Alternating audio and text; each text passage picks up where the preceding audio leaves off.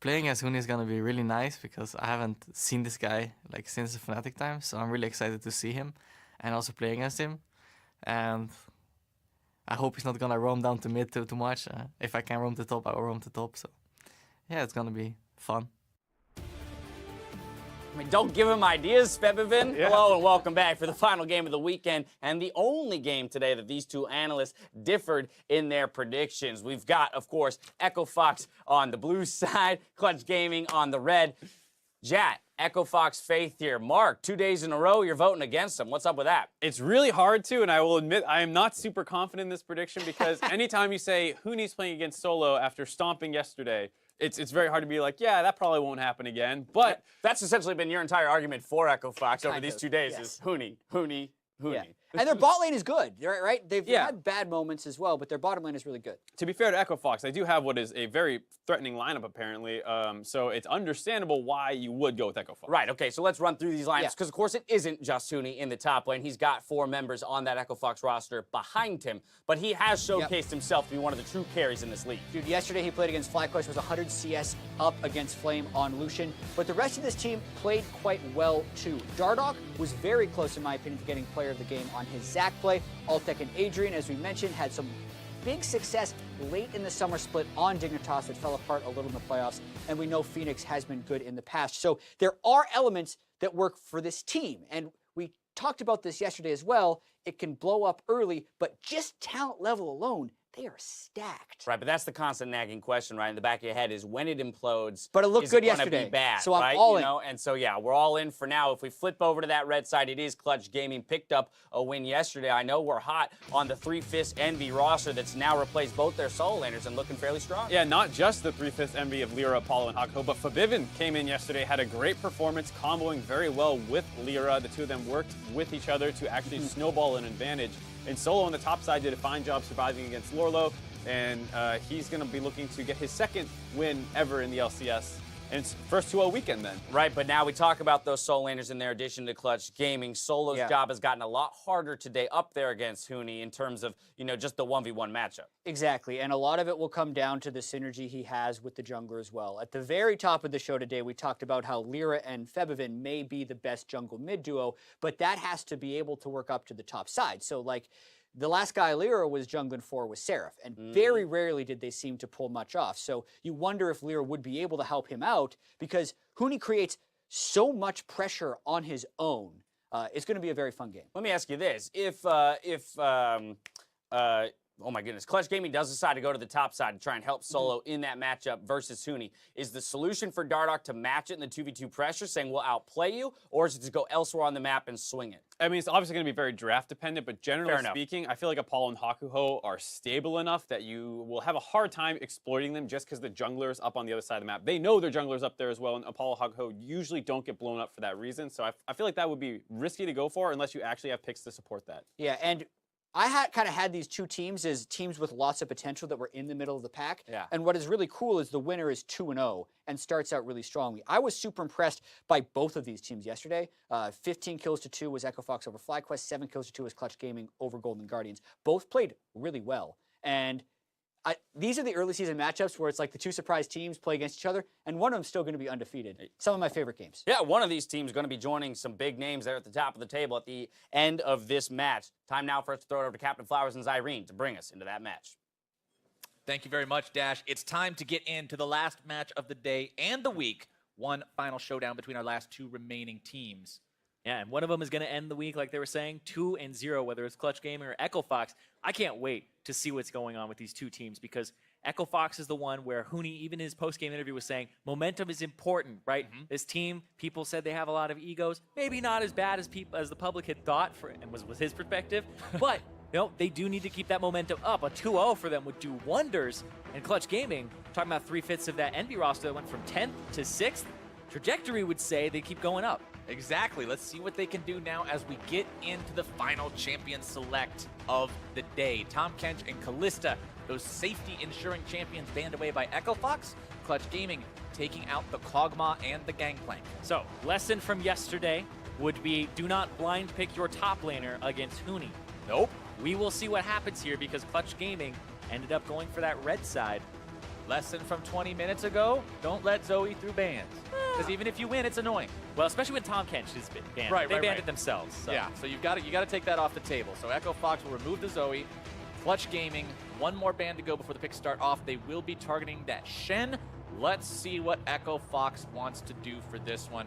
Goes with the sure thing. The Ezreal, we've already talked about why this is so strong. The Klepto, the mobility, the poke, the power spike in the mid game, that's locked in.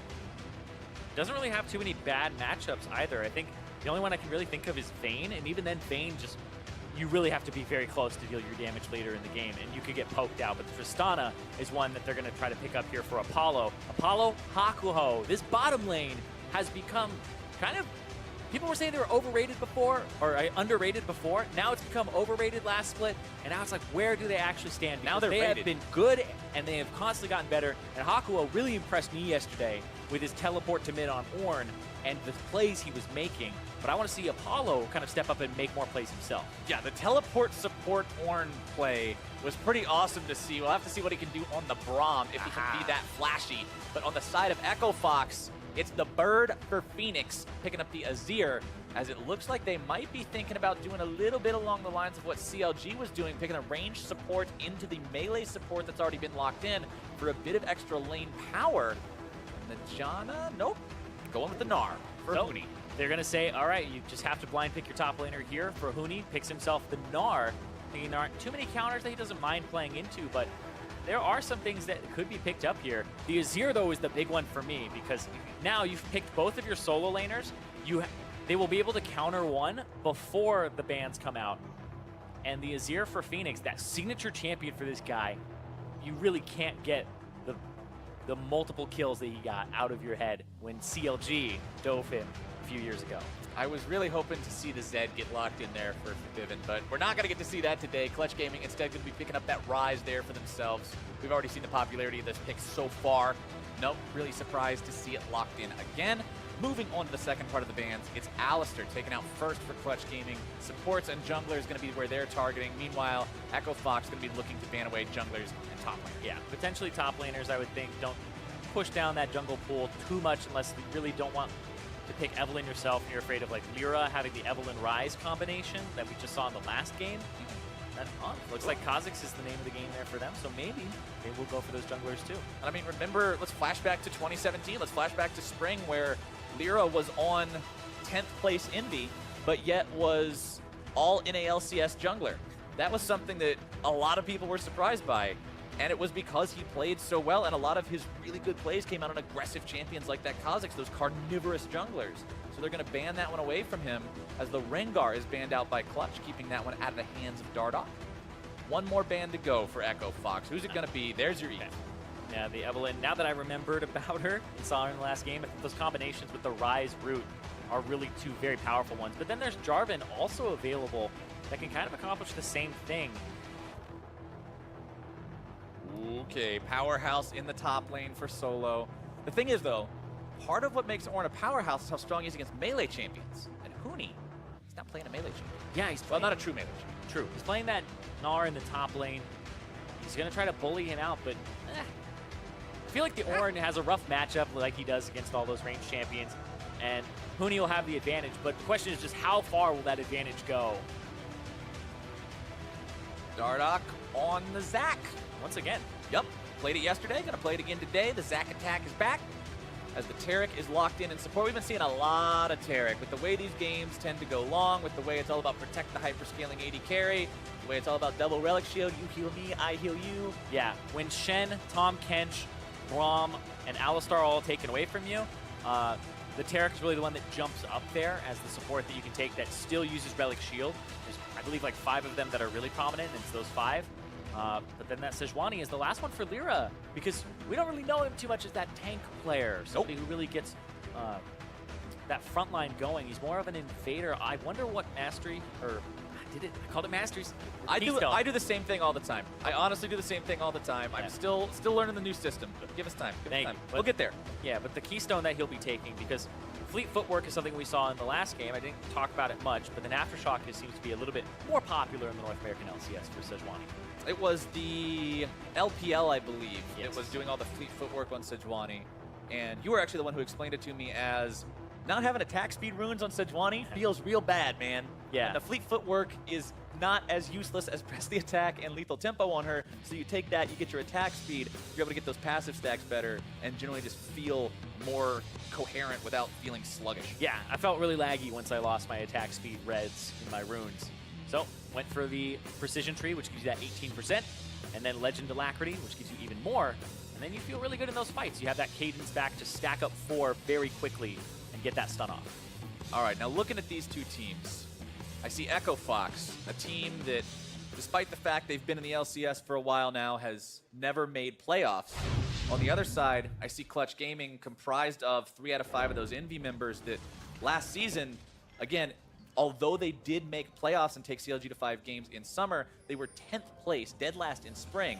So both of these teams have been aboard the struggle bus in the past. Both of them now, after looking at their Game 1 performances, which again, we can't make sweeping conclusions based off of, but they both had solid first games, so this might be the time that the bus finally stops and they get off. Yeah. Clutch Gaming, though, they're going to go to this top side of the jungle, and like you said with those, with the struggle buses and their stops, I do feel like this Echo Fox, though, like the Echo Fox organization has not been in playoffs, but this is a team that actually has people who have all been in playoffs. No, all at least been to the semifinals of playoffs. Or the finals of Worlds if you're looking at top lane. There you go. But like, if anything, you're looking at Huni plus Adrian, and then you're looking at Phoenix plus Dardoch, and saying, okay, there's 2 people here, like basically 2 people on this team have all kind of played with each other, right? It's like Huni, Adrian, Altec, and then Phoenix, Dardoch. So everybody has at least played with somebody else on the team at least once. It's a buddy system. Right? It's Bring just, a friend. It's just Adrian has 2 buddies. I know a guy who knows a guy who knows a guy, and that's how Echo Fox was. Yeah, and then we all know each other's guys because we're all on the same team now. Everybody knows the guys. Yeah. Oh, and Lyra taking the fleet footwork on the Sejuani. So yes, this actually makes you have all of that attack speed plus the Hunter's Machete. So you stack up to 4 very quickly on your passive. So you end up doing auto, W, and then you auto, E, auto, and it's very fluid. But also keep in mind that the fleet footwork, if you run into somebody in the jungle and you want to do that combo, it's easier to land your W because the fleet footwork gives you a burst of movement speed. So your first auto attack, you start running at them and you have that W charging. So landing those 2 parts becomes much easier to do. And fleet footwork, remember, is one of the very few keystones that procs outside of champions. So although it's super minuscule, you'll still get an extra little bit of healing as you make your clears and go through your jungle to keep yourself topped off. Speaking of being topped off, Vivin is far from it as he falls prey to Phoenix's Azir early on. Yeah. I feel like playing against Phoenix's Azir, it's kind of a death sentence. We talk about signature champions. I know there was this era where everybody's playing Azir, everybody's good at it, but Phoenix's Azir is honestly just a different type of beast to play against. This guy, when it was a popular champion, people would sometimes make the mistake of not banning it against him. And now that it was in that S tier and it's fallen down just a tiny bit, I would say it's like, you know, that S minus, that A plus area where it's not the Malzahar Rise that people are taking, it's going to fall into his hands sometimes. But is it going to become like Hugi's Aurelian Soul? Is it going to be the ban? It every single game. Right now, it's looking pretty ferocious as he's maintained perfect CS 19-6. Yeah, but look at that. It's just pretty disgusting. He's gotten all the potions out of Febivin. Febivin just hit level 3 and he's at 250 HP. Phoenix has not been touched, has not used a potion. He's 10 CS up, and he's going to get more. Blah! That's so much damage. Fabivin's actually got to be scared about getting himself killed now. I mean, we talk about stopwatches and how those stop dives, but we also talk about how they don't come online until 6 minutes. Yeah, Lyra's going to have to hover this lane and really help him out. Phoenix playing to the top half because Dardoch is over there, but he's so far up that actually ganking this is so strange as a jungler. Like, you really want to go after it, but it's like, your mid laner's he's not going to do anything. Your HP. mid laner's not going to do anything. He's going to have to go back, swap for TP, and then TP in, even just to hold in this lane against Phoenix. Lyra thinking about counter jungling towards those Krugs maybe, popping over the wall with the Blast Cone. Altec and Adrian moved up a little bit now. If they keep pushing up, Lyra might have the opportunity to make some sort of a move down here. Have to see Apollo and Hakuo just sort of farming up blow for blow right now with their opponents. Jumping in though. Apollo and Hakuo trying to force this one. Grabbing some good damage down onto Altec. Not quite able to find the Winter's Bite stun, but they do manage to make the explosive charge go off. They know they've got Lyra hanging around, so they feel comfortable making that 2 versus 2 aggro decision like that. They're saying, okay, even if Dardoch is around, Lyra's around too, and we think we can win the 3 versus 3. Remember, these 3 players are the ones that marketed themselves as a trio going into the offseason. They were like, look, we want to be on a team, and we want to be on a team together. Now let's see if that pays off. Lyra coming in, looking for some stuns, looking for some damage. Altec getting himself back, though. Lyra taken too low. They can't continue this. No summoners blown on the side of Fox. That actually gives Dardoch a better back timer, so we'll see what ends up happening with that, because he bought his items. Now Lyra's going to have to do that. Lyra's about 15 seconds slower to be back out on the map, which gives you a little bit of a time window, but he may spot Dardoch here with the zombie ward at the Raptor. All right, well, things were looking dire in the mid lane for Vivin there for a bit, but he has recovered. He's still behind about 10 CS, which you don't want to be, but at the same time, he doesn't have 6. He only, 100 HP. in my opinion, he only recovered because Phoenix had to back there. So I feel like the struggle bus is going to have another stop here. Well, show up for now, he's not on the bus. He's just hanging out at the stop, waiting around on the bench, reading something on his phone. Phoenix is the fiver, apparently. Waiting to get picked up by it again. But Huni in the top lane. Look at that CS. We're talking about Solo. 27. Now, of course, there are a few minions here for Solo to farm up, catch up a little bit. But at the same time, you can see the way these lanes are going. Phoenix is controlling his lane. Huni is controlling his lane, which then allows Dardoch more room to move around, more room to potentially look for opportunities, while Lyra's always got to be careful. I know my lanes can't roam to back me up. Always got to be looking out. Yeah. Dardoch on that top side. Solo bought the Glacial Shroud just now. Is it in a diveable position? Is the question. They see Dardoch farming here. What's going on? Dardoch stealing away the Krugs. Good ward placement to make sure that they're keeping track of that. And that's kind of what I was alluding to, right? When you look at the fact that your laners are getting shoved in like that, you expect the enemy jungler to make some forward moves, so you want to place those wards to keep track of him. And now under the turret, Solo, remember he's got the Ignite right now. He literally just hit level 6. Dardoch's going to try to take aggro. He has stopwatch. Right, Dardoch goes in, Whoa. Megadar slammed into the wall. The CC is too much. The first blood over to Huni. Wham, bam. They take him down in that top lane. Oh my god. They just demolished him. Solo saw that coming a mile away, and he doesn't have stopwatch to deal with it or anything of that sort. And Huni played it perfectly with making sure that he's not proccing his Meganar just yet, and then he goes in for it. And they take down Solo before he can even react. He can't even use his ultimate. He had just hit level 6 and wasn't able to dissuade that dive. And look at that CS advantage. Huni is a monster. He is an absolute beast. And seeing him back in the North American LCS, it's really refreshing. All right, let's take a look at how this dive happened one more time here. You see him, and then you see him again, but this time he's really big at you. And Huni, there he transforms. Now he's going to flash, knock him into the wall for no reaction, and they're just going to pick him up without even having to use Dardoch's stopwatch or passive to do so. Meanwhile, Clutch Gaming, excuse me, going for that first Mountain Drake. Pretty early one. Honestly, if you're looking at the game clock, you're not even 7.5 minutes in, so they're grabbing that early neutral objective for themselves.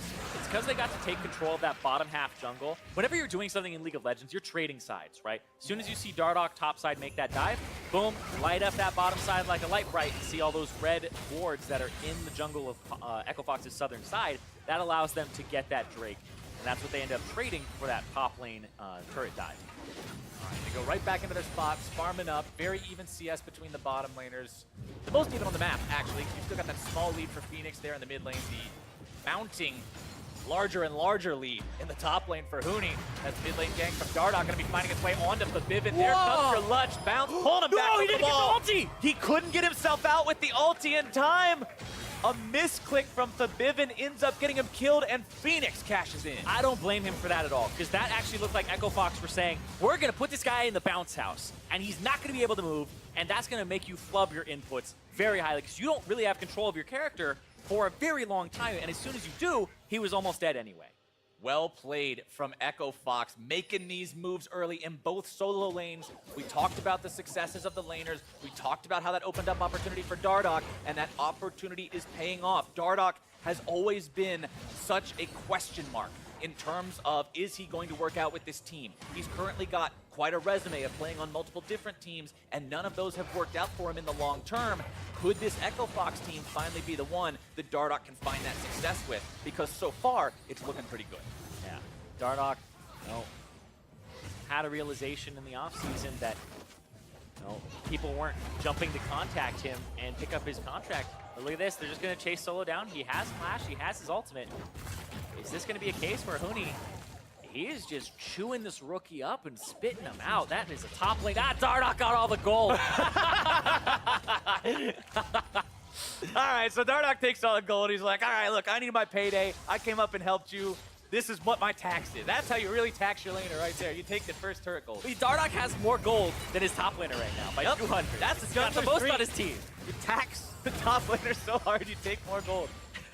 But looking at Huni, okay, gold tax aside, looking at Huni, coming back to North America from his time on SKT, like he's clearly learned the ways. He's got it down already. He knows the way, brother. He knows the way.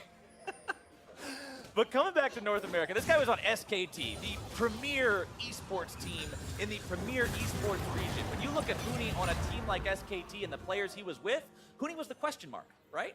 Can this guy step up and perform with everybody else? When you go back to North America, when you look at Huni on the squad he's on now with Echo Fox, Huni goes from the question mark to the exclamation point. You're like, holy cow, we got Huni, we got the SKT player, we got the guy who is doing so well, but now, can he get himself away? The Orn Horn gets founded.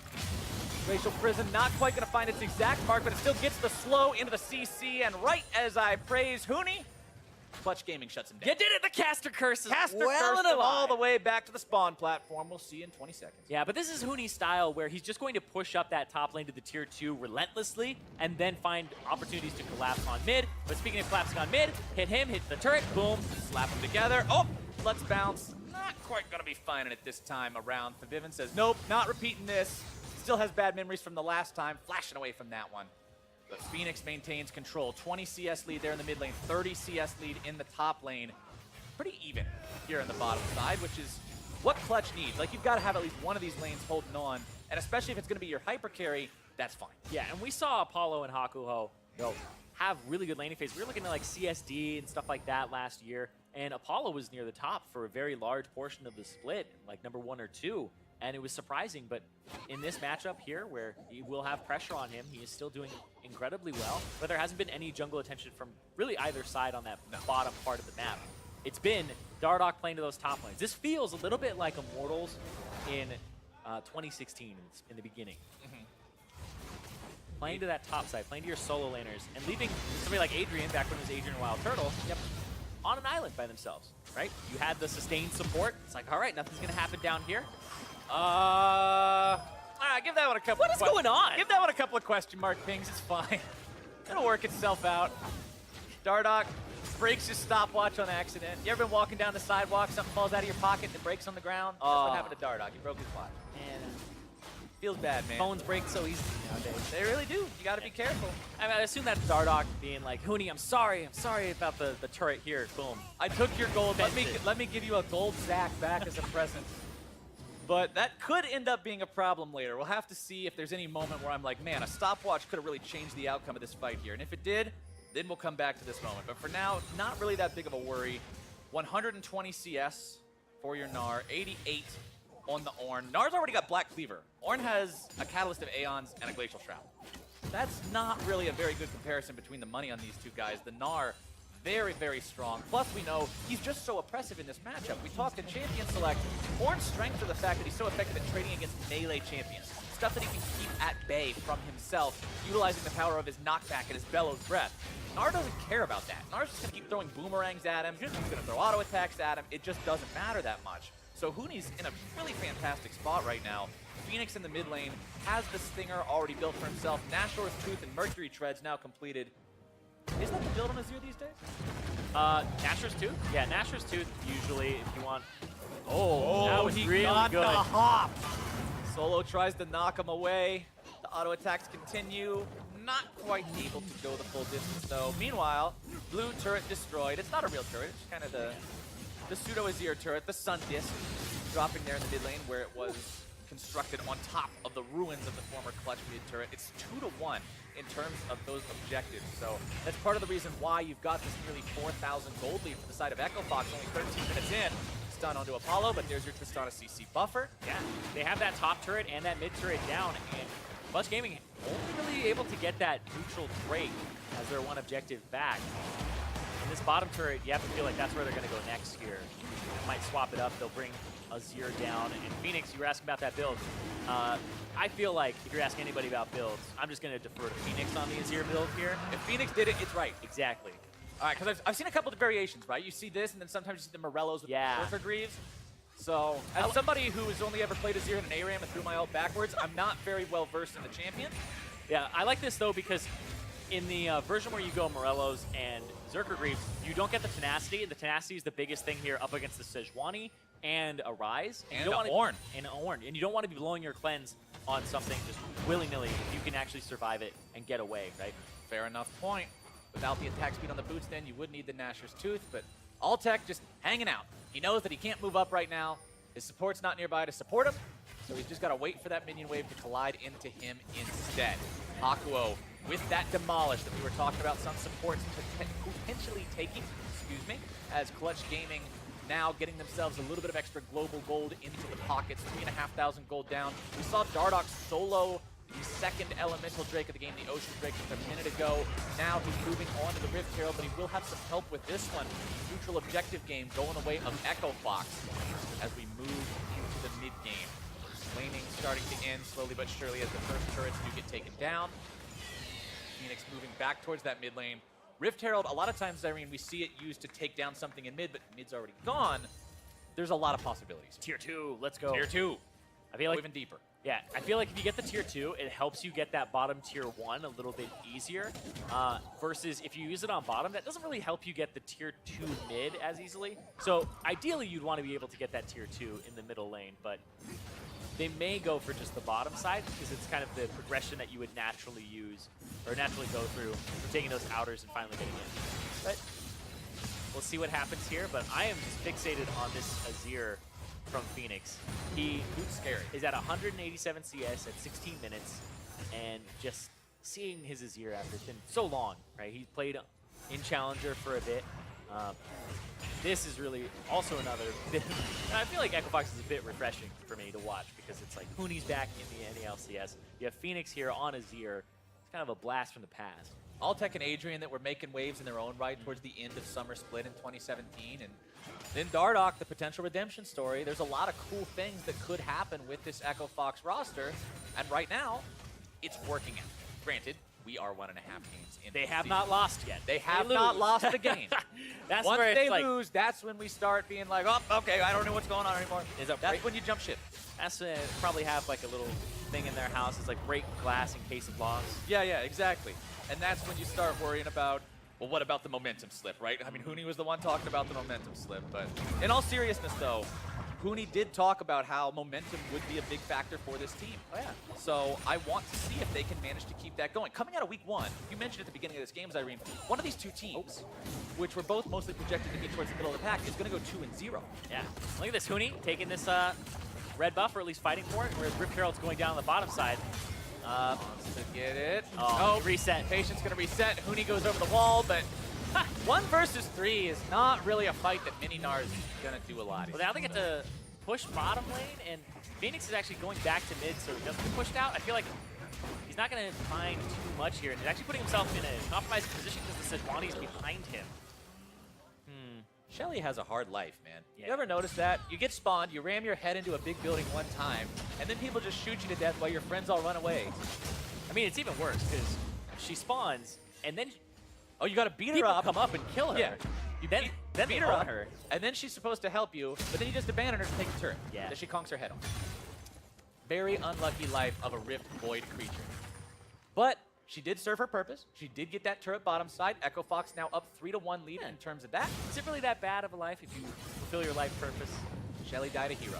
There you go. F to pay respect. Trinity Force completed. Muramana fully evolved on Altec's Ezreal. Ooh. Now, the fight in the enemy jungle that they're trying to force. Echo Fox wanting to make the moves here, but the disengage from Clutch Gaming is enough to keep their jungler alive. And that was a teleport from Huni to potentially back them up. And, you know, kind of icing on the cake here is Dardoch actually did get the red buff at the end of the day. He was able to smack them together, pick that one up for himself, and now he's going to the other side of the jungle where his team is already looking at trying to at least de-ward the area. I like Dardoch's itemization choice here too. Going for the Spirit Visage second helps boost that innate healing that Zach has, as well as the fact that the enemy solo laners as well as the enemy jungler are all AP damage. Yeah, you're against 3 AP, and then the bottom lane doesn't really have much going on just yet, so you're in a pretty good spot. You can just build HP for now and then have that MR on top of it. I mean, even the bottom lane, the one item he has is a static shiv, which procs magic damage. Yeah. All right, I like it. Pushing up mid lane, Echo Fox. They've got the momentum control. They've got the tempo. What can they do with it? 4,000 gold lead. Lyra moving into the top side. Once again, trying to punish Huni here. Manages to land some slows, but now they've got to be careful because You gotta stun him. You gotta stun him. just 1 versus 2 here. Yeah, it's like, please stun him. Trying to get a little bit more damage. Whoa! Dardoch going in. Comes in over the wall with the elastic slingshot. Phoenix tries to get the ult back. Doesn't quite find it. Still able to grab the kill. It's 2 for 0. Echo Fox. They go right back for the turret. Clutch cannot rotate in time. They're going to be able to bring that mid laner right back into their clutches. They take him down, and now it's bot lane standing alone. Huni marching relentlessly forward as the tier 2 falls. And that fight was pretty much the story of the game. The bottom lane walks away without really getting a piece of the fight with 0-0-0 score lines, and the rest of the map is just getting pummeled in CS in these fights. And now the Baron is up, and they're ready to turn on it. They're like, you know what? We're not going to wait. Baron's already been alive 20 for minutes. 33 seconds too long. Let's go ahead and get him off the map. Killing big purple void creatures is our thing. Let's do it again. Baron burns down. Not even 21 minutes into the game. Echo Fox, 8,000 gold up. Yeah, this was a fight that Huni's just like, come here, everybody come. Boom, Adrian is already on his way. Dardoch up here too, and they're all ready to reinforce. Dardoch jumps in, and then they take out Lyra. And right here, Phoenix, unstoppable by the way. Looks like he doesn't quite get him, maybe, but the W, the Bellows Breath, potentially stop that knockback. It's hard to tell because he's right on that edge. Now the Mountain Drake falls for Clutch Gaming. They managed to at least do a little bit of recovery after they lost the big neutral objective. They can at least grab the smaller one for themselves. Make it so their opponents aren't just taking everything on the map. But now the great defense begins, Zyrene. You're 8,000 gold down. It's only 21 minutes into the game. Your opponents are incredibly strong, and you somehow have to weather this Baron buff storm for 2.5 more minutes. Yeah, It's a tall order. You're 9,000 gold up. They have an Azir that's going to be able to poke. They have a lot of engage, and they have the Taric, which when the ultimate is back up, he's able to just throw the Cosmic Radiance down on the Zac as he enters, and Zac may bring you back some presence with the ultimate. And let's not forget about the fact that Zac has a Guardian Angel built into his kit. He hasn't died at all. He hasn't had the passive proc at all. Sold the stopwatch. If he wants, yeah, he got breaking the stopwatch in the jungle, hasn't had a consequence at all.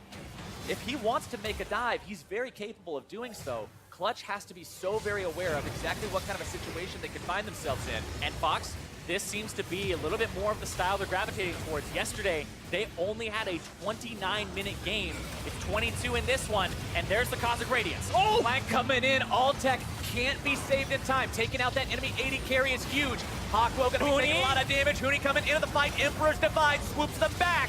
Phoenix grabbing himself a killing spree with that one. Lyra gonna be taking low, still 4 alive on the side of Echo Fox. But it's going to be Dardoch who gets that passive popped. Lyra underneath the turret, still hanging on. Clutch will not find anything else, but going 1 for 2 against a Baroned up team that's 9,000 gold ahead is absolutely what they're looking for. Yeah, that's pretty much the best you could hope for in that situation. And the 2 kills go over to Apollo, who has not been put behind and is still doing well in this game. Just seeing... Felt like Huni really didn't get to do a whole lot in that fight. He jumped in, and then it looked like he was stunned for basically a millennia. He was there for so long. We'll see here. Altec flashes away, but he still gets picked up by Apollo's ultimate just coming through. And then Huni jumps in, transforms, stunned, rooted, airborne, stunned. Yeah, got to do almost nothing there, and then ultied right at the end. An incredible CC chain to prevent what could have been potentially a Mega Gnar into an Azir wall that would have almost ended the game. Yeah, would have been a disaster there, but that's the chain stunning there from having the Sejuani and the Braum on the same team. We used to talk about this as a big level 1 combination. We saw them try to invade level 1 and try to make use of it with the double stuns. But there we finally see it have some work, because this is kind of the first time we've seen Hawkwo alongside Lyra outside of the bottom lane. Clutch down 2 kills, but in this particular game of League of Legends, that means over 8,000 gold still. Despite that fight win, they've got a lot of work to do if they want to come back into this one. They did manage to put the brakes on that Baron push, though. That's what's really important. Slowing that down, removing that advantage from your opponents. Now they've got some breathing room, a little bit more time to scale, try to farm. Get Apollo, especially, to a point where he can make things happen in this game. He's got the Infinity Edge, he's got the Shiv. Needs one more item to really hit that power spike. Yeah, Apollo's really the guy I have my eyes on here because of the fact that, you know, when you're looking at the scaling of this team composition, you will have the orange scale pretty well, and if it does get to 6 items, he'll contribute with that extra forge item. But Apollo is really the one who's packing that punch. The Rise will come in handy for rotational play with the party portal into other areas. Party portal, I like Yeah, that. it's when 5 people get in, it's time for Baron. It's the party portal. All right, Altec jumping forward to find some poke onto Hakuo. Now the real difficult work begins, because for Clutch, you've got to defend this inhibitor with nothing helping you. This is essentially a fight in open ground. Lyra's on the flank here. Hakuo's half dead, and getting deader as more poke comes in. You blow the horn, they run for the horn. Not quite today, though. Dardoch bouncing himself away. Cosmic Radiance going to be used. Ulti's pop defensively from Echo Fox. Yeah, I feel like this Azir is just so threatening. They don't want to engage on Phoenix. He has that break point where he's at 2.5, almost 3 items here, but he's still so powerful that he just gets to kind of impose his will on the game with the range that he has with the soldiers. Mid lane inhibitor down, provides extra pressure now for all of Echo Fox. They can concentrate on the side lanes. They can go for the Ocean Drake in 90 seconds. They can go for the Baron here in 2 minutes. Things are still going their way. They just have to make sure that they close it out cleanly. They don't want any more mistakes like what happened underneath that mid lane inhibitor. Granted, they would have to make quite a few of them to throw a lead this big. But now you've got the Sterix, the Warmog, the Black Cleaver on the Gnar. Your Zac working on getting some armor itemization to deal with that Tristana that's starting to farm up some items. You already mentioned the Azir power spike as Ezreal's coming into more damage of his own. Blade of the Ruined King just now picked up as I say it. This team is frightening, Zyra. Yeah, and it's even getting scarier as it goes. The Dark Seal for Phoenix with the 7 stacks because he's pretty much been untouched this game. And I wonder what he's going to end up doing to affect this, because Phoenix on his Azir, we know him as somebody who knows the difference of when he should be diving in and Azir-secking somebody, and when he should be just in the back kind of commanding the troops, firing away. 1 minute till Baron. Echo Fox not really concerned about that Ocean Drake at all. Much more concerned with setting up vision early, which is exactly what you want to see. The time to ward for Baron isn't when Baron spawns. It's a minute or 2 before Baron. Set everything up. Be ready to pull that trigger as soon as you see anybody out of position. Yeah, but here's the thing is you have to worry about that mid lane with the super minions if you're Clutch Gaming, and you have to worry about Huni on the bottom side, who is about to have his teleport back up. He'll have it up right before Baron spawns, so he's in a good spot here, and he's still beating Solo in that side lane. 70 CS up right now. Sundisk manufactured on the top lane tier 2 of Clutch Gaming. This That's gives you gonna pressure be in a every base of lane. operations. As now here comes your party portal, but over the wall goes Huni. The Ram comes in, flash over the wall from Solo, looking to take him down. Mega Gnar trying to keep his opponent Engage away. top Huni side. flashing out. Meanwhile, top side, they're looking to make moves. They know there's 2 bottom. No minions to help them remove the backdoor protections on that turret means they have to back away, but Huni lives. Yeah, but he gets the flash out of both Ornn and Febiven there. Multiple summoners actually from Febiven who really wanted to kill him. It's like, Fnatic, man, remember the days. Remember the days. Blast from the past, but sadly the blast is not strong enough to take down the very fed Gnar.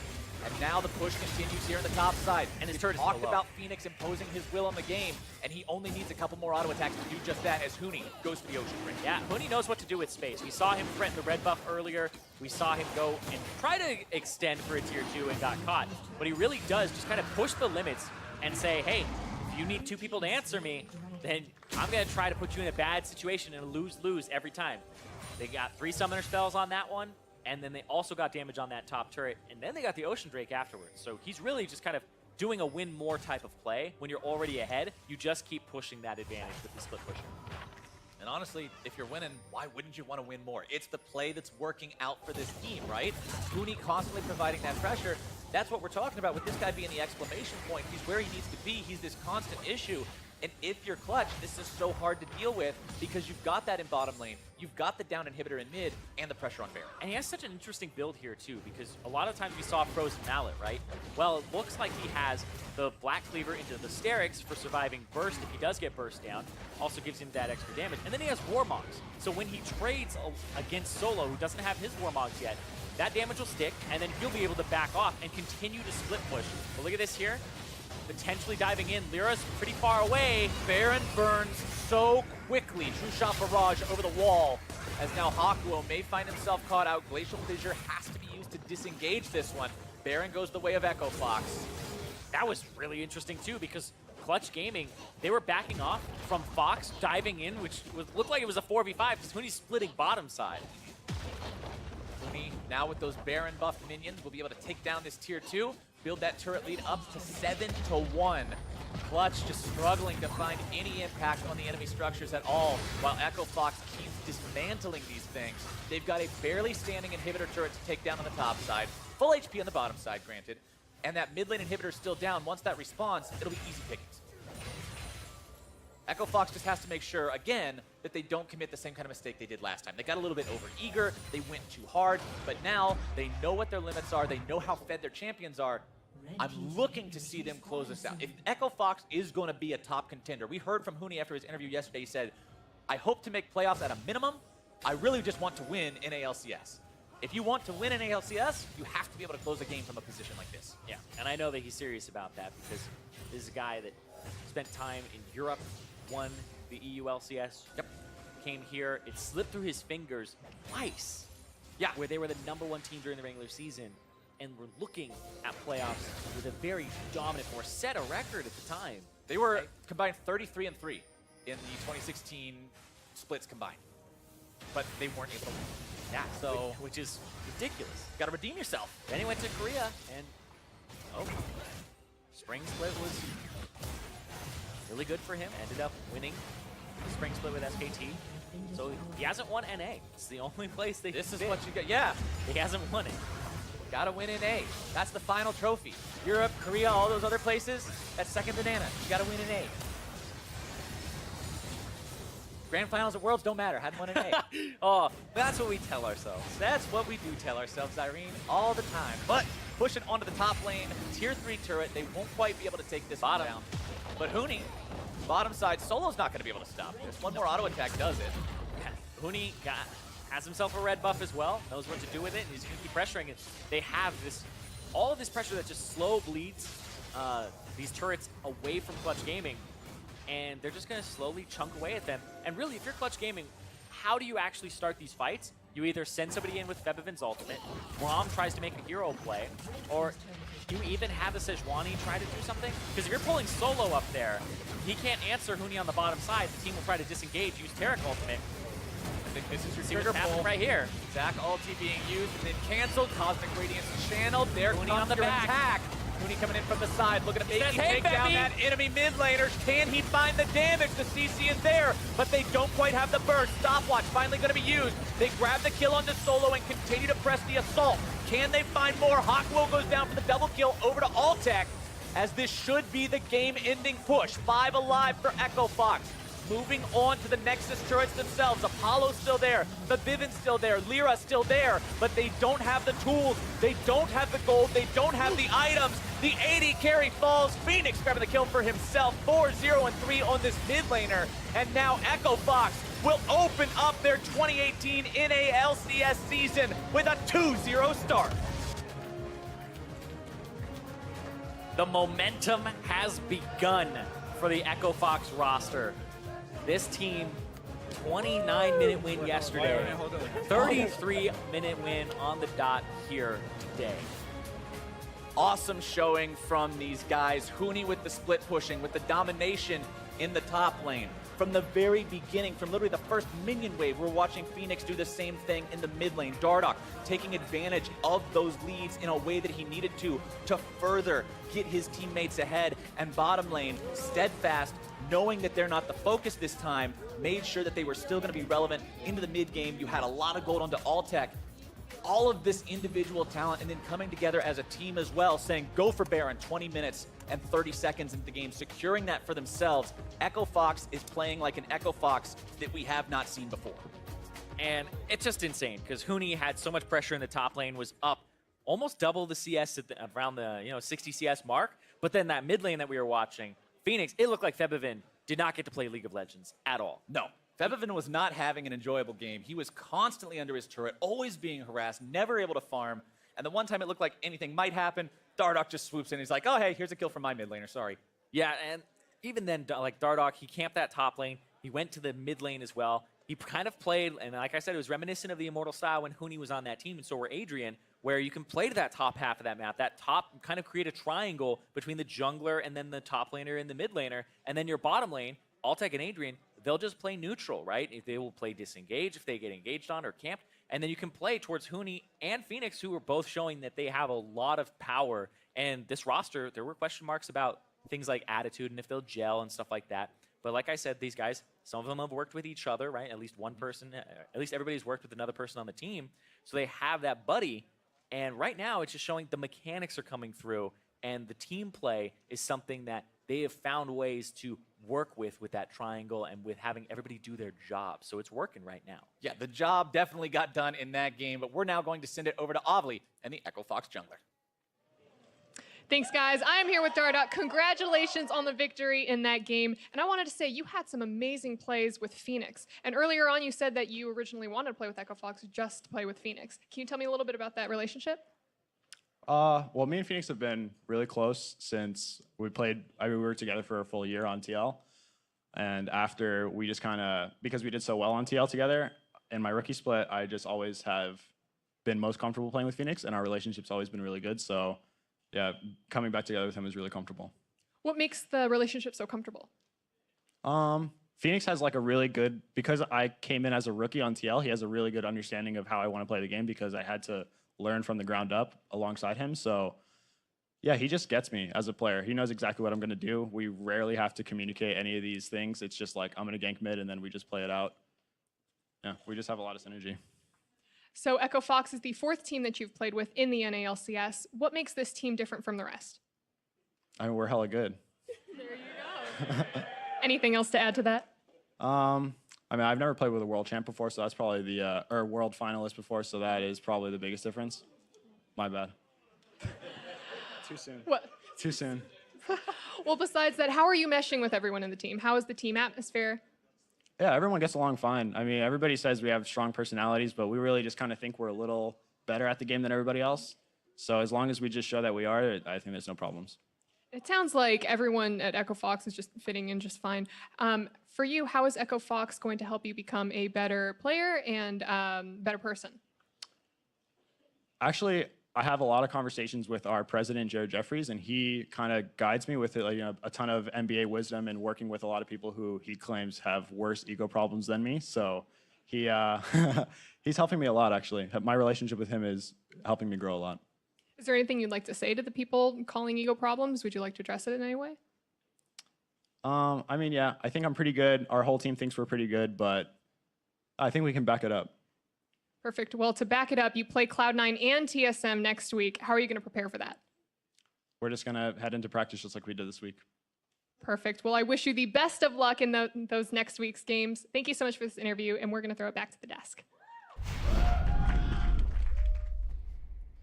Thank you very much, Ovly. A lot of focus there from Dardoch in that interview. Seems to have overlooked the fact that he played with Piglet a couple years ago. So there is a world champion on that roster of players but that a he's played world with. second place finisher never has he played with. Never has he played with. I don't think. All right, but hey, that brings us beautifully into what I want to talk about here for Echo Fox, which is that finishing on a 2-0 week, let's remind ourselves that the majority of the time when the name or the team org Echo Fox is uttered, most people jump to the disaster cases, where it is that this team will fall flat or implode, and at what point will things go bad. Now I want to talk about the success cases. Yep. I mean, how good can this team be if to Dardoc's words, they just go back in and start practicing and keep pushing forward. I mean, I would say you can kind of compare them to Dignitas from last season, which finished 4th, where they had Alltech and Adrian again, and then you have a better mid-jungle duo, I would say, in Phoenix and Dardoch instead of Shrimp and Keen, and then you have Huni as your Korean import top laner, who has way more success overseas than we've ever seen out of Someday, so you can say, why wouldn't these guys finish top 4 when things are going well? And also, when we were watching that game, Huni died a couple times in a solo lane. They had a weird fight mid lane, and then we looked up, and they were up 8,000 gold, and that actually reminded me of Immortals from 2016 when Huni was first on that team. Tons of pressure top lane, had Adrian as support. Those were the similarities. And then Dardoch, in this situation, would have been playing the role of Rainover, where he's just snowballing his winning lanes for pressure. Yeah, 2 steps forward, 1 step back. You do that 10 times. 10,000 gold. Yeah, 10 steps ahead. Right, yeah, no, and it is. It's funny to kind of see leads built in that way because when you watch it anecdotally, the game feels closer. But then to your point, Jack, you take a look at the scoreboard and all of a sudden that gold lead has ballooned. But let's focus in on these 2 mid laners, and in particular, Phoenix in the mid lane.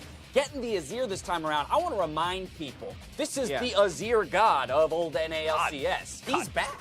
Yeah, I mean, a lot of times people are like, oh man, if you don't put Phoenix on Azir, he's average. But when he gets Azir, right, this was the quadra kill moment he had against COG back when he was on Team Liquid. And here, all-time in the NALCS, he's 13-5, make that 14-5.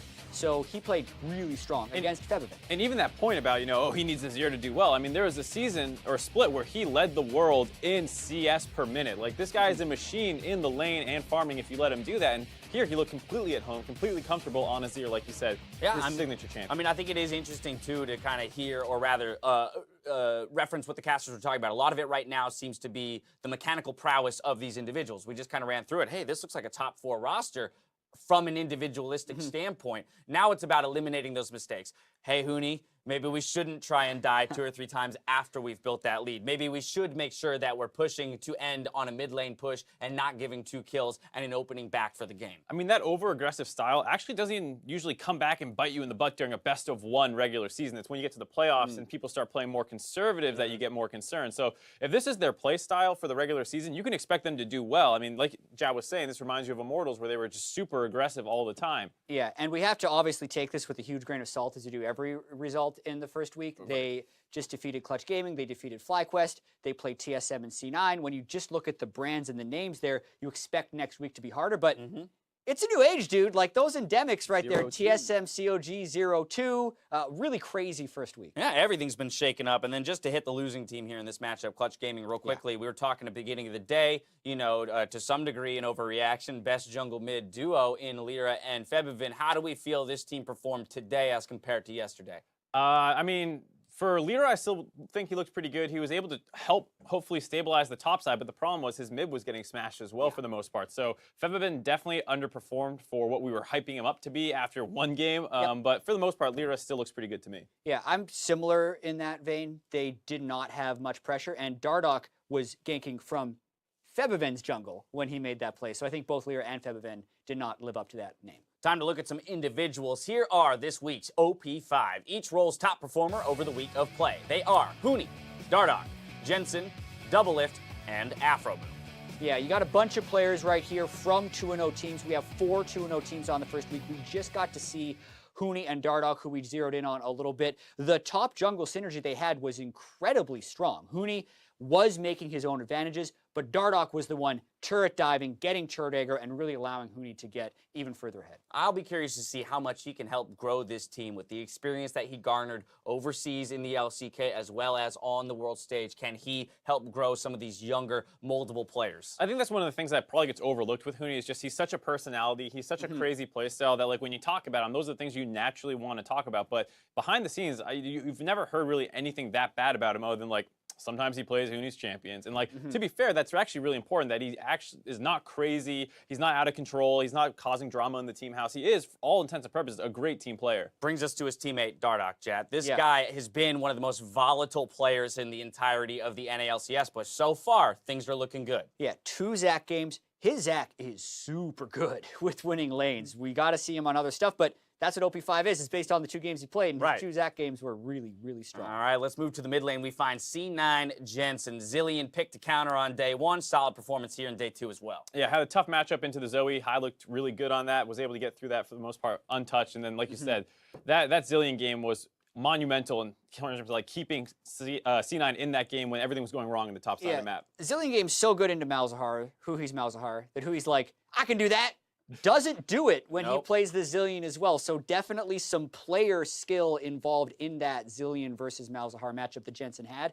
That was huge. And then, as you said, the Rise game pretty good, but it's the Zillion game that really stood out. Move to the bottom half of the map. In the 80 carry position, we find Double Lift on Team Liquid. He got revenge over TSM this week. Looked like he was playing a little angry almost, you could say. Very aggressive player all the time, but especially this weekend, was able to take out huge leads for himself in the bot lane, both games, once on Kalista, once against Kalista. Yeah, it looks like Double Lift is stepping up as a leader here for Team Liquid. He is actually so experienced in the competitive scene. He was trying to play professionally before a professional scene existed, quite honestly. Very experienced now, and off to a great start with his new team. Didn't die, which I just seeing with that graphic. And 96% kill participation. Hey, what do you think Team Liquid likes to play That's through? amazing. 80 That's incredible. carries almost, I mean, on average, like 70% is your kill participation. Right. Hardly sustainable. And you have to imagine that teams are going to start looking at the Anything bot less lane than as this will something be to considered a attack. disappointment. He's doing worse than week 1. Oh no, we're getting to a dangerous place there. Finally, in the support position, it's Alframu, 100 Thieves support.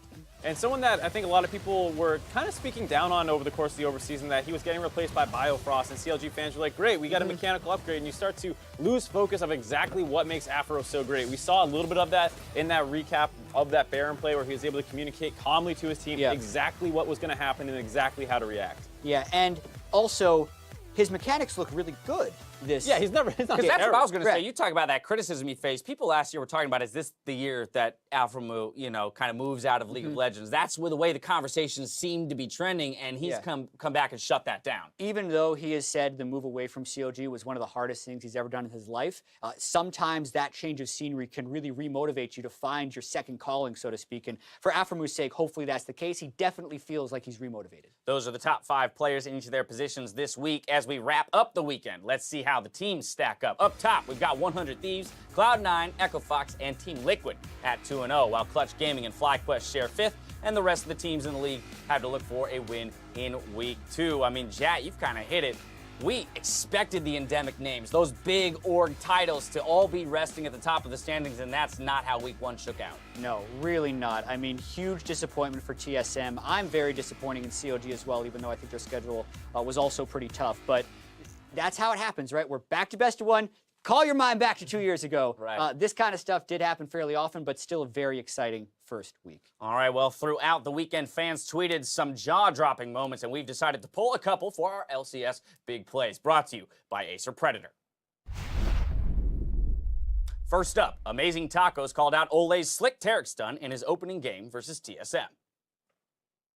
As the chase continues, they're all going to turn invulnerable thanks to Ole's ulti. The chase is on Mythi at 200 HP, maybe a little bit more. The flash to double stun! Huge plays out of the bot lane, 4 kills to Liquid! You can just literally just jump on him, okay? Yeah. Think so? Well, yeah. I'm here. I'm looking. Yep. Oh, Nice. we can. We can catch? Yeah. Let's go. Nice. It's load. Hey, I'm gonna TP in. Let's go. Let's go. Okay. I'm very close. I'm diving. Yeah, I can flash ulti alley. No. I got him. I'm gonna go to Light push me. I got it. Nice. Overall, an amazing play, and especially when you start hearing the voice comms of how much information was being talked about all over the place. Smithy is actually the one who tells Double Lift to go aggressive. Ole starts following up. Belcher's like, I can teleport in, and then I can flash forward, and then Ole's like, no, I got this. You save your flash. And they're all communicating perfectly. Really good communication for week 1 with 5 new players. The boot camp they did in Korea before the new year paying off right there. All right, next up, Tungsten Pony pointed out another play from the Team Liquid support. This time, the lengths he'll go to save a teammate. Really going to be bad if he goes down. He's been having a free game up top. Dark passage to the light as Impact flashes to safety. The shield comes in now from the Locket, and they are going to be getting him all the way home. Look at the escape here with Ole coming in, trying to flash to avoid Zig's knockup, and Impact barely escapes. Yeah, Thresh. Why don't my supports do that for me in solo queue? You're not Blow good. everything. You're not Impact. It's probably the answer. Not worth it. Fair enough.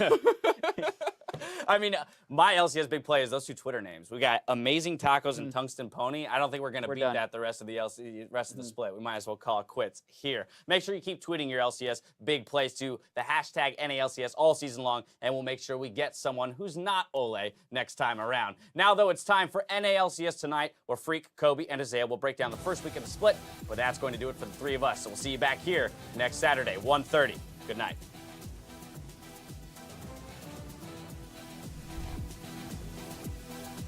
Hello, everyone, and welcome to NALCS Tonight. I am Freak. Here's Kobe. Here's Isaiah. Let's talk about what happened in NALCS both today and yesterday. Any big thoughts first off about how the opening of the season went? I mean, it's been pretty exciting. I think one of the most interesting things for me is just how much parity there seems to be in the league. You know, a lot of the teams that were predicted to be at the top are at the bottom. Teams are, who are still at the bottom are kind of challenging ones at the top. So it seems to be pretty competitive. And with best of ones, there is, especially at the beginning, going to be a lot of that, shuffling around. And it's going to take a while before we really see the sifting of the ones that are going to be playoff teams later on. Yeah, plenty of turmoil. So interesting to note, of course, going to be the teams who did at the very, very best, big of which was going to be Team Liquid. Doublelift had words to say about his goals with Team Liquid this split. One of my goals for this year is obviously to win NA, at least once. But the side quest, on the way, I just want to beat TSM. And hopefully I want to destroy the legacy of making finals every year, because that's annoying. And I already messaged Vincent and told him, hey, you better beat their bot lane too, because we better make them look bad if they replace this.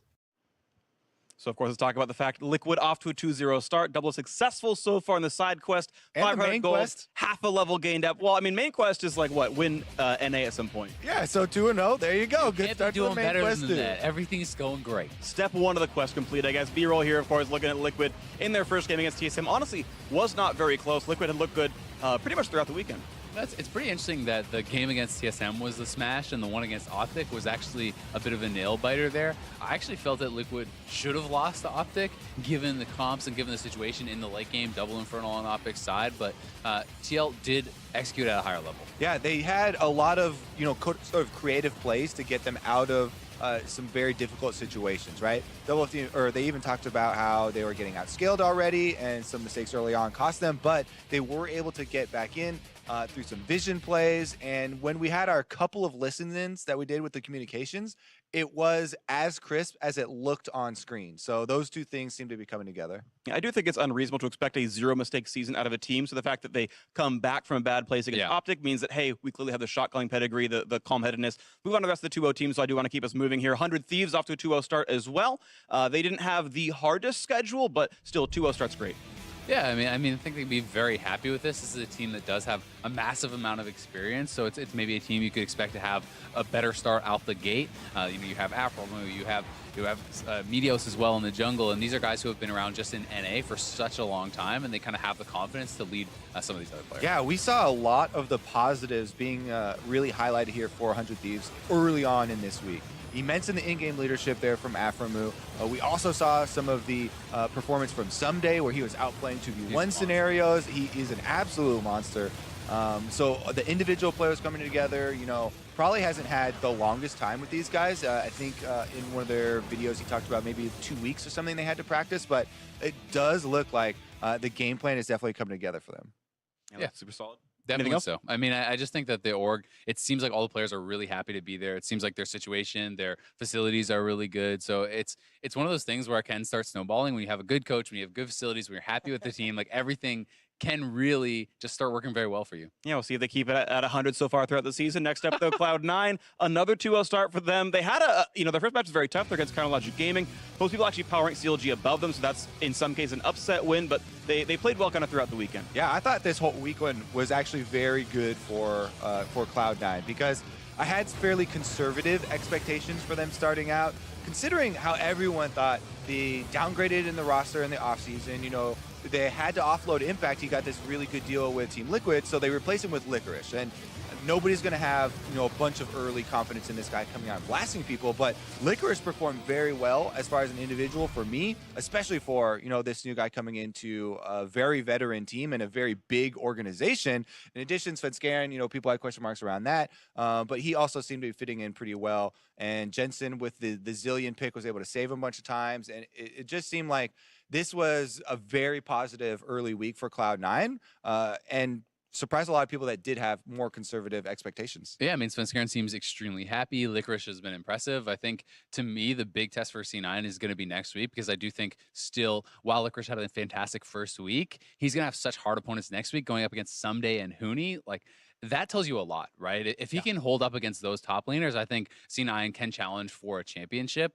But if things fall apart, then the question marks start to kind of come back. Especially when you look at what Licorice has been playing. Gangplank and Kled in his first 2 games. You heard in his interview, he said, yeah, my team had the faith in me to play what I thought was comfortable. He's like, I thought I might have been a Maokai one-trick coming into the split, but they're letting me play what I want. And yeah, if you play a Gangplank against Huni, you better be able to beat Illusion, because he bashed Flame in that matchup. So, I mean, it's things to watch out for, though. It's kind of the C9 special, though. When you think about Worlds, they've always been a team that's been known to allow their players some flexibility. Contracts playing his stuff, Singe from Impact in the top lane, even in the NALCS finals, Smoothie bringing out a Gragas pocket pick for support. So this is something that they've always been pretty comfortable doing, and I'm glad to see they have that confidence in Licorice.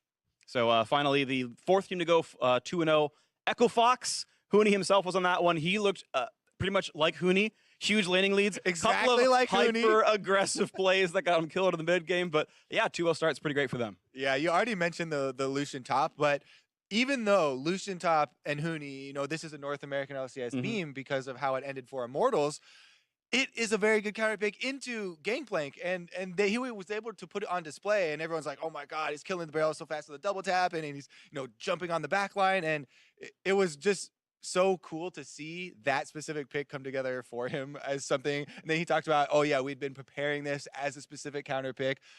That being said, though, I just always like the teams that are doing that extra step, and Cloud9 is including this with their Zillion preparation, countering the things that are so common that you can assume your opponents will pick those power picks, right? So the Zillion specifically into Malazahar for Cloud9, and then the Lucian there specifically, Huni preparing. I just think that those types of next level preparation are going to take you a long way in best of ones. Yeah, exactly. Best of ones so big, and also with so many shifts in the meta, if you can have a leg up, if you've practiced this pick that they have not, like, you can get a big boost in the standings in the early season, which can decide the playoffs later on. You're only playing 4 games in any individual patch. So, I mean, you need 4 champ selects for 8.1, 4 champ selects for 8.2, and that's your season, right? And you just keep doing that, and you innovate, and that interests me and excites me a lot as a spectator and as a player and everything else. So, hope to see more of that. Let's move on from teams who are hot on to teams who maybe didn't do quite so well. This is the topic of underperformers. Of course, we have 4 teams who went 0-2.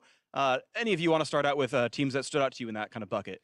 I mean, I think you have to look at TSM a little bit, right? People obviously had some very high expectations, myself included, for this roster. The sky's not falling yet. You have to give them some time, see if things are going to recover, but also wanted to give a lot of credit to their opponents, right? Liquid came out firing, completely dominated them the first game, and FlyQuest was the really surprising one to me, because they just played at such a higher level, and this was not a game that was, just given to them for free. It was not an early snowball. They had to play a long macro game against TSM, and even from some pretty big blunders in late game, they were able to recover, and I thought that showed a lot of strength to their team. Yeah, definitely for me. I mean, TSM overall, I think the biggest thing that stood out were the communication issues for me. But specifically, this game was the real shocker, right? Their first opponent was Team Liquid, and Team Liquid were expected to have a very strong start to the season. But FlyQuest here, Keen was in for Fly as far as the mid lane, and he performed, extremely well for himself. Plus, in addition, they've got these rookies, the Immortals rookies, basically, right? The guys that did well. Anda and Stunt.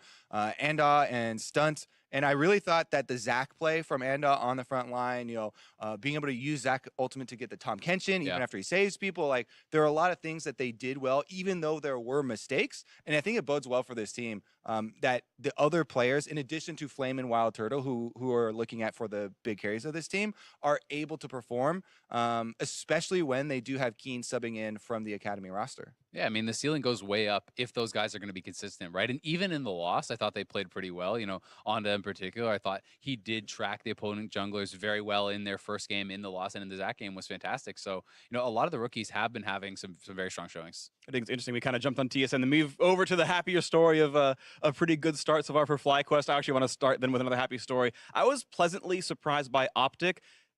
Yes, they went 0-2. Yes, I would expect them to be 8th, 9th, or 10th coming into the split, but they had a close set of 0-2 games, right? They actually fought their opponents pretty closely, which for a 0-2 I thought was actually pretty happy in a way, even though I'm sure they're not happy about being 0-2 as a team. I mean, they were pretty vocal on Twitter that, you know, despite the fact that they lost, they were happy with their team. They were proud of the way that they played because, you know, there are those expectations. And I got to talk to Zabatine today, and he talked a lot about the mentality of their team, the mentality of their players, and how they recruited for that. Guys who are hard workers, guys who are not blaming others, and who are open and willing to give criticism. So I thought that made a lot of sense. And you can see that a lot of these things were working for them in the games. I mean, they were one team fight away from beating Team Liquid, and they failed to kind of execute on that. But really, you know, you give that team fight to them 10 times, they probably win it like at least 7 or 8. Yeah. They definitely had some difficult opponents, you know, coming right out of the gate, and they also always keep citing we are the ones that are going to work harder. They have very high expectations for the ground that they're going to gain over the split because of the amount of work that all of them are willing to put in. So I think that's going to be a super interesting team to keep track of and watch. Yeah. Because as you said already, even in their losses, you know, they made it close and they looked like they were doing a lot of positive things. And it does look like their players are on form. I'm super keen on AO right now, who looks to be back to that spring split MVP shape from the previous year, so I think he'll do pretty well. And then one other thing I want to bring up, though, as far as 0-2 teams, Counterlogic Gaming, I think a shock of a 0-2. Jat had them power ranked number 1 on the dive. You both had them at number 3. Maybe that's, again, over the course of the split. Well, yeah, I mean, but, you know, okay, maybe that was a prediction of over the course of the split, maybe not week 1, but still 0-2 for a top 3 power rank. That is a shock. It is a shock, certainly. I mean, for all of us, right? We all thought that they were going to come out of the gate pretty strong. It felt like both mentality-wise and skill-wise, the 2 new guys that they got should fit in with their roster. But one of the things that really did stand out to me, I mean, they did have some really positive early games. I think their pre-planning is still there. I think that the early pathing from Rainover was really good. But I was pretty disappointed in how Stixxay played this week. I think that both games, late game mistakes cost them heavily. In the Caitlyn game today, you know, kind of stepping forward, getting Malzahar ulted is this fateful team fight. You know, yesterday against C9, getting hit by 2 Sejuani ults, team fight after team fight by Svenskeren really decided that game for me. So I think that he needs to play at a very high level, and there's going to be a lot of eyes on both Biofrost and Stixxay now that they're kind of separated from their, you know, more veteran, more famous partners. So they really do need to rise to the occasion right now if CLG is going to be a good team. Yeah, I definitely agree with that. And they've also talked a lot about this kind of communication network that they're building with the team. And they put out a video with Huhi where he was talking about, you know, being a big voice as well. So this is going to be another one of those teams that's interesting to track, you know, how they progress through this season. Yeah. Because we do feel like they have, oh God, I can't say the potential word. Kobe? Potential. I can't say the potential. You have faith in their potential, Kobe? But they definitely have thoughts? Room to grow, let's say. Okay. All right. But yeah, honestly, I think some key individual mistakes, and again, those are going to shine in best of ones as far as being, you know, very detrimental. And the AD carry position is definitely one that's shown up this week.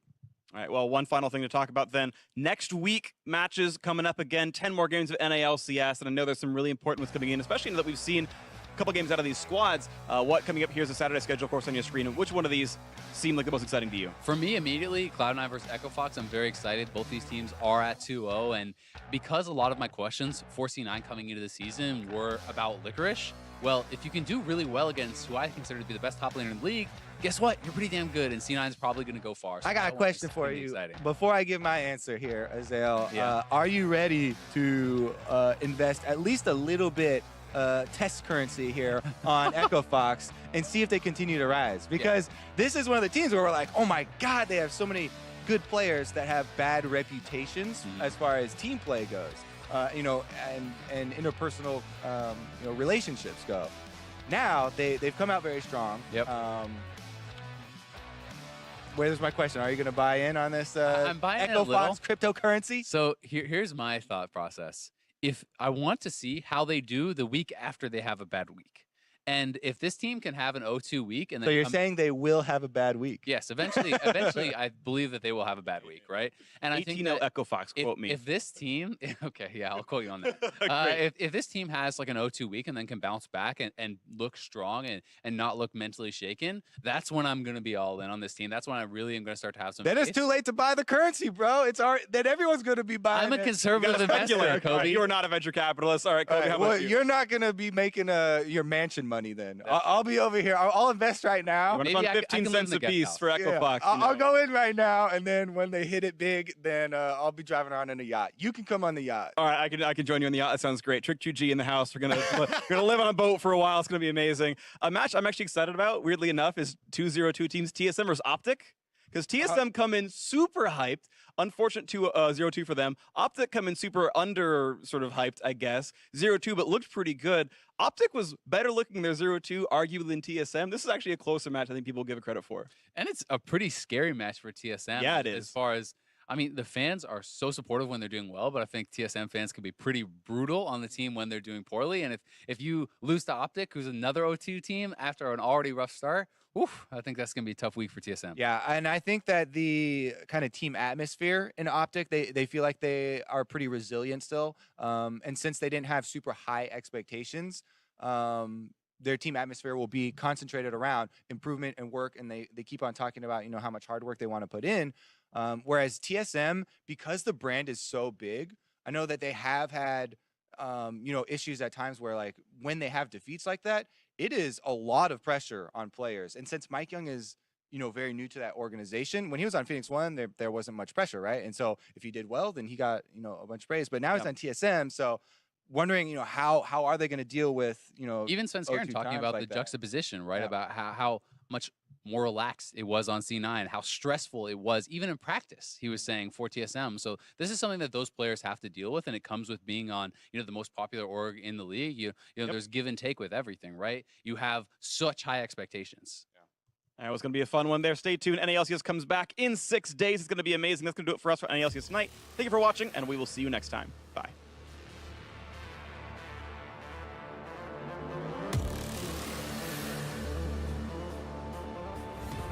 The new Team Liquid bot lane, who had quite the opening day performance versus TSM. We'll see if they can repeat that performance against Optic Gaming.